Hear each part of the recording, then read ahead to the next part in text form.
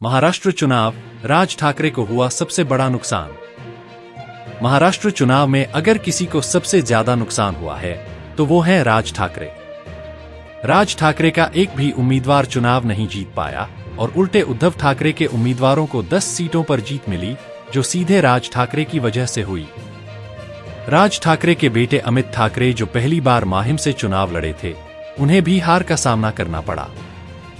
वे तीसरे स्थान पर रहे और उद्धव गुट के महेश सावंत ने उन्हें मात दी। इस चुनाव में राज ठाकरे का फायर भी बुझ चुका है। अब चुनाव आयोग के नियमों के मुताबिक अगर किसी पार्टी का एक भी विधायक चुना नहीं जाता और उसे कुल वोट का 8% नहीं मिलता तो उसकी मान्यता खतरे में पड़ सकती है। इस बार मनसे को केवल 1.8% वोट मिले और एक भी सीट नहीं मिली। मनसे ने 128 विधानसभा सीटों पर चुनाव लड़ा, लेकिन कोई भी सीट नहीं जीत पाई। मुंबई की 36 सीटों में से 25 पर उम्मीदवार उतारे थे, लेकिन शिवसेना का दावा है कि मनसे के उम्मीदवारों के कारण उसे 10 सीटें गंवानी पड़ी, क्योंकि दोनों के मराठा वोटर थे और वोट बंट गए, जिसका सीधा फायदा उद्धव ठाकरे को हुआ।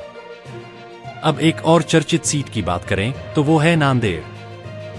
यहां कांग्रेस हार गई, लेकिन लोकसभा उपचुनाव में कांग्रेस को जीत मिली। इस विसंगति ने राजनीतिक गलियारों में हलचल मचा दी है, क्योंकि लोकसभा चुनाव में कांग्रेस के उम्मीदवार रविंद्र चौहान ने बीजेपी के संतोख राव को हराया। लेकिन विधानसभा चुनाव में कांग्रेस को यहां कुल 4,274 वोट कम मिले, जबकि बीजेपी को 6,162 वोट हासिल हुए। ये सवाल उठता है कि क्या वोटर्स ने अलग अलग माइंडसेट के साथ वोट किया?